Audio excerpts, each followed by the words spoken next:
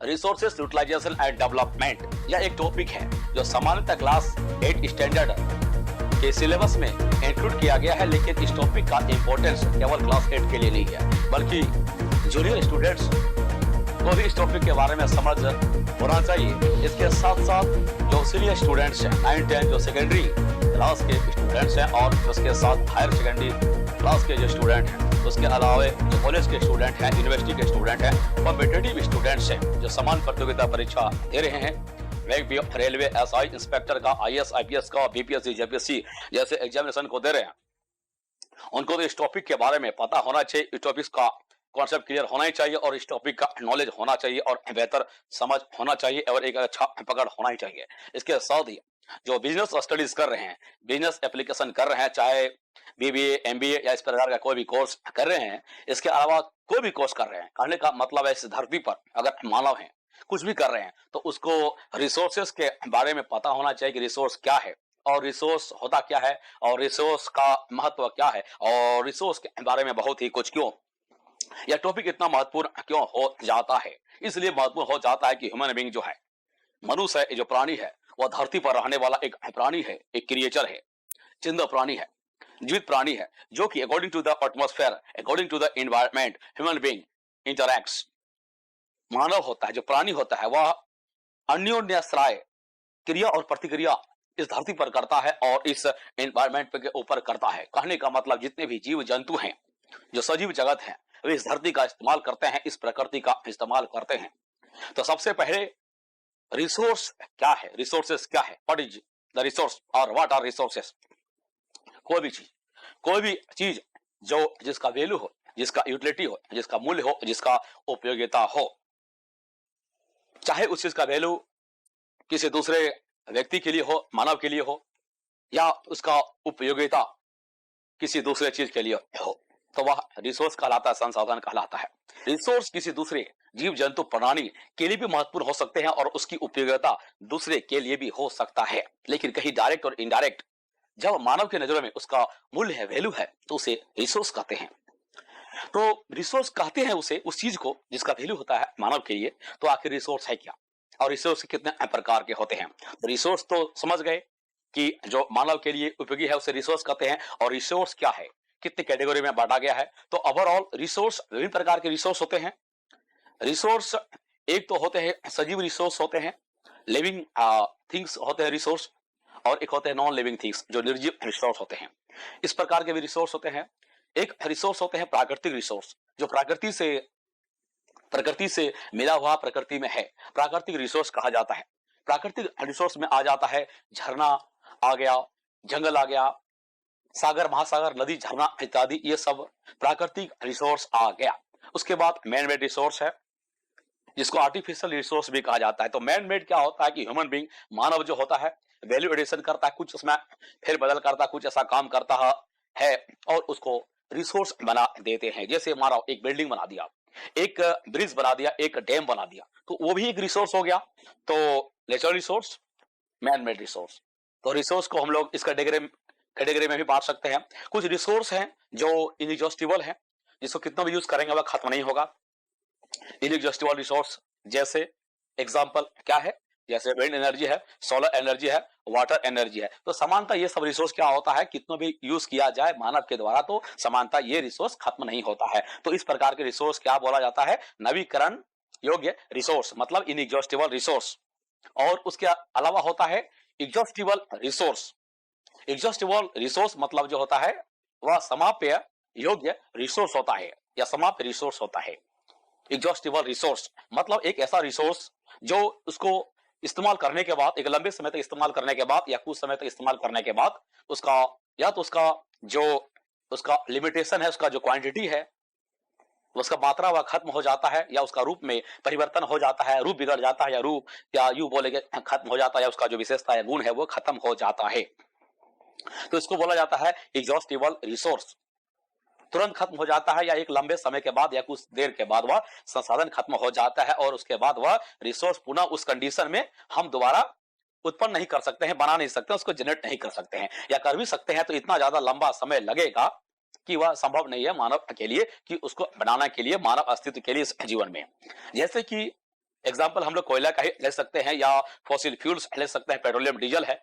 ये करोड़ों साल का इसमें करोड़ों साल का टाइम लगा है। उतना टाइम ह्यूमन बीइंग के पास नहीं है और उतना संसाधन नहीं है कि उस कंडीशन में उस तरह से कुछ ऐसा काम किया जाए कि अभी का जो पेड़ पौधा है जमीन के नीचे उतना गहराई में उसको ले जाया जा सके, उतना गहराई में उसको जाके उसको पहुंचाया जा सके और उसको इतना कंप्रेसर दिया जाए, उतना कंप्रेस किया जाए, इतना हीट दिया जाए कि फिर वह कोल के रूप में कन्वर्ट हो और ह्यूमन बीइंग जो है उसका इस्तेमाल करे। संभव ही नहीं है। एवरेज स्पान कितना है ह्यूमन बीइंग का? लगभग 65 वर्ष 60 वर्ष जो मानव जीवन ही लगभग है।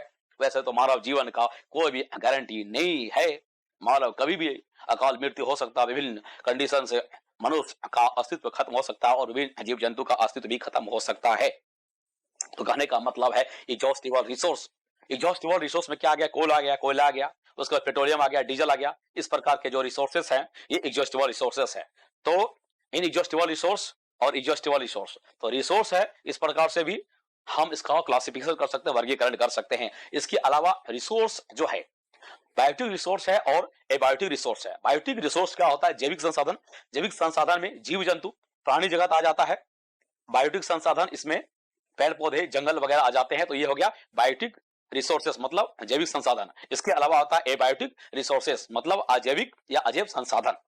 अजैव संसाधन में क्या आ गया? जिसमें सामान्यतः जीव हम बोलेंगे कि नहीं है, जैसे कि वाटर आ सकता है, विंड आ सकता है, हवा आ सकता है और विंड एनर्जी जिसका इस्तेमाल करते हैं और सूर्य का रोशनी या सूर्य मतलब सोलर एनर्जी। तो विंड एनर्जी, वाटर एनर्जी जिसको हाइड्रो एनर्जी भी कहते हैं और सोलर एनर्जी, इस प्रकार के एनर्जी को हम लोग क्या कर सकते हैं? ये सब है एबायोटिक रिसोर्सेस मतलब अजैव रिसोर्सेस।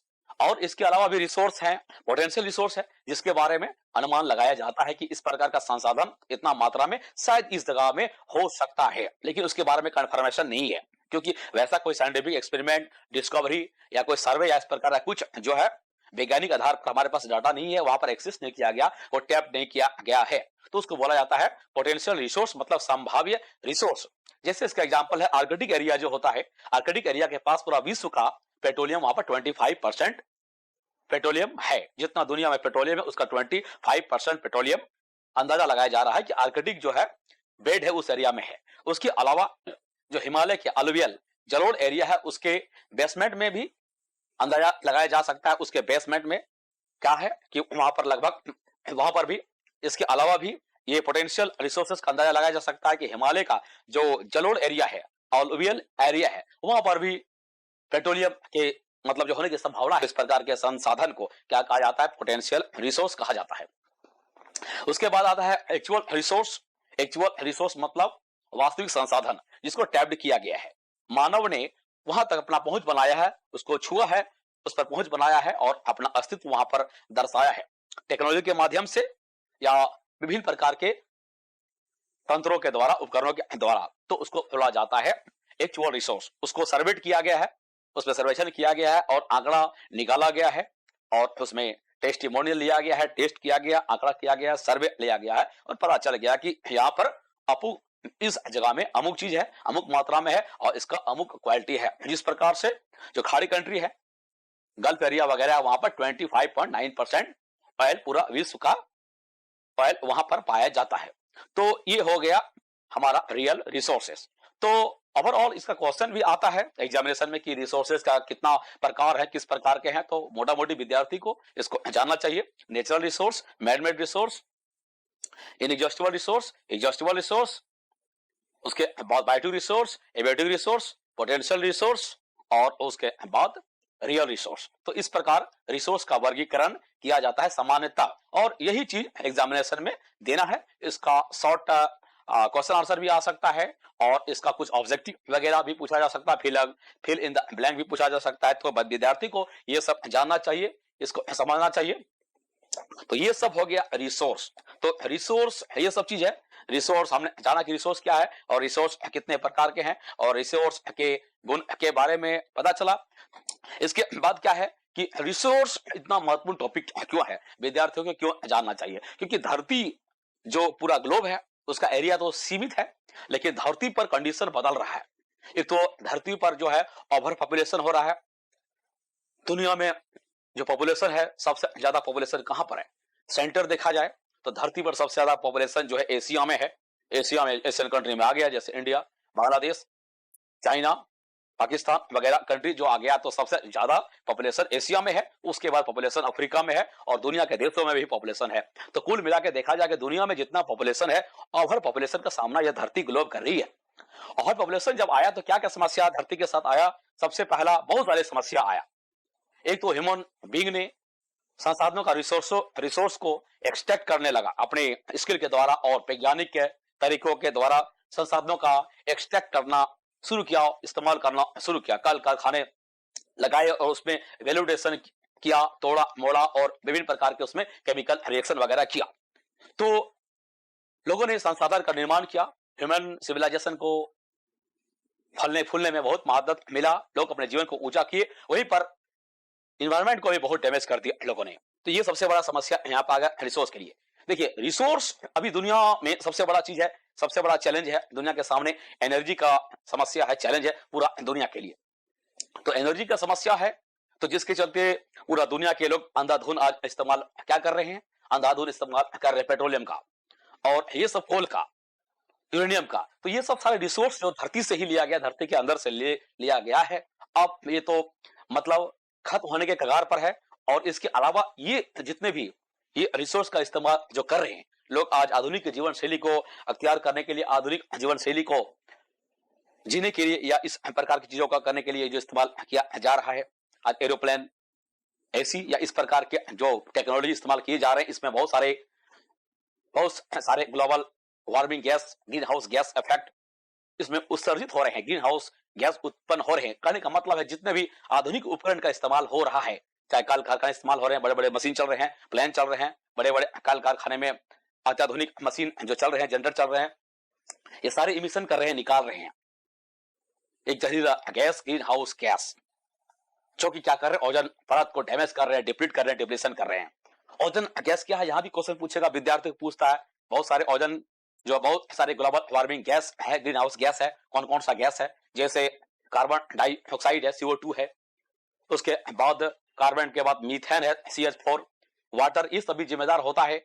और भी कार्बन मोनोऑक्साइड, विभिन्न प्रकार के जो जहरीला और नॉक्सस गैस है, ये सब जाके क्या कर रहे हैं? ओजोन परत का डिप्लीशन कर रहे हैं। तो ये तो देख ही रहे हैं, आज हमारे पोल के पास बहुत सारा वहां पर परत जो है कमजोर हो गया है, परत मतलब क्षय हो गया, डिप्लीशन हो गया है ओजोन लेयर। और ओजोन लेयर का डिप्लीशन होने का कारण क्या है और उसका परिणाम क्या है? तो कारण यही है कि ग्रीन हाउस गैस का उत्सर्जन हो रहा है, अत्याधुनिक टेक्नोलॉजी का, मशीन का इस्तेमाल ज्यादा हो रहा है। तो लोगों को सबसे पहला तो क्या करना है कि यहाँ पर एक समाधान देना है कि एनवायरमेंट को डैमेज होने से, चौपट होने से कैसे बचाया जा सकता है। तो पहले अत्याधुनिक जितना भी टेक्नोलॉजी वगैरह है या ये सब चीजें, संसाधनों का कम से कम इस्तेमाल करना होगा लोगों को। और इसके अलावा एक सब्स्टिट्यूट खोजना पड़ेगा, इसका सब्स्टिट्यूट, बेहतर सब्स्टिट्यूट जो अभी डेवलप हो चुके हैं उसको और डेवलप करना पड़ेगा और वैसे तकनीक को इस्तेमाल करना पड़ेगा जो कि पॉल्यूशन को पॉल्यूट नहीं करते हैं, डैमेज नहीं करते हैं। मतलब जो है पेट्रोलियम और इस प्रकार के हानिकारक गैस उत्सर्जन जिस क्रिया में होता है, जिस मशीन में होता है, वैसा काम नहीं करना है। तो उसका अल्टरनेट डेवलप करना है एनर्जी के लिए, जैसे विंड एनर्जी है, सोलर एनर्जी है और हाइड्रो एनर्जी है, वाटर से बनाया हुआ पावर है। इस प्रकार के जो है सब्स्टिट्यूट जो विकल्प खोजने होंगे और बनाना होगा लोगों को, ह्यूमन बीइंग को। इस प्रकार के टेक्नोलॉजी का इस्तेमाल अभी हो रहा है, लेकिन बहुत सारा प्रचलन में नहीं है। प्रचलन में नहीं होने का कारण है कि बहुत ही खर्चीला, बहुत ही महंगा है और टेक्नोलॉजी बहुत ही जटिल है। तो इस टेक्नोलॉजी को आसान बनाना पड़ेगा। तो ये कौन बनाएगा? ये वैज्ञानिक लोग बनाएंगे। और आज जो विद्यार्थी पढ़ रहे हैं, आप लोग जो पढ़ रहे हैं, आप लोग बनाएंगे, चाहे वैज्ञानिक बनेंगे, डॉक्टर बनेंगे, चाहे नेता बनेंगे या अभिनेता बनेंगे। तो इसका समाधान आपको ही करना पड़ेगा, क्योंकि आज के जो मानव है इस धरती पर यही मानव रहने वाले हैं वो धरती पर। और सारे इस धरती का सेहत जो है डिपेंड करता है धरती के लोगों का व्यवहार। और धरती के लोगों का व्यवहार अगर अपना नहीं सुधारेंगे तो धरती डैमेज होगा और उसके बाद मानव अस्तित्व बिल्कुल समाप्त हो जाएगा। जिस तरह से एक बार धरती पर एस्टेरॉयड का इंपैक्ट हुआ और डायनासोरों का इस प्रकार बड़े बड़े जीव जंतुओं का एक्सटिंक्शन, विलुप्ति हो गया इस धरती से। और अभी देख रहे हैं बहुत सारे जीव जंतु जो एनवायरनमेंट, बहुत सारे जीव जंतु जो विलुप्त हो चुके हैं और विलुप्त हो चुके हैं और जो विलुप्ति के कगार पे हैं, एक्सटिंक्शन के कगार पे हैं। कारण क्या है? इसका जो मेजर कारण है वह green house gas effect. Green house gas का एमिशन उत्सर्जन जो हो रहा है, अत्याधुनिक टेक्नोलॉजी कल कारखाने चल रहे हैं, इसका कोई भी ऑप्शन नहीं है।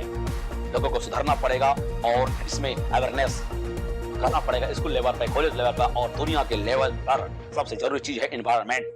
तो यह समस्या है इस चैप्टर में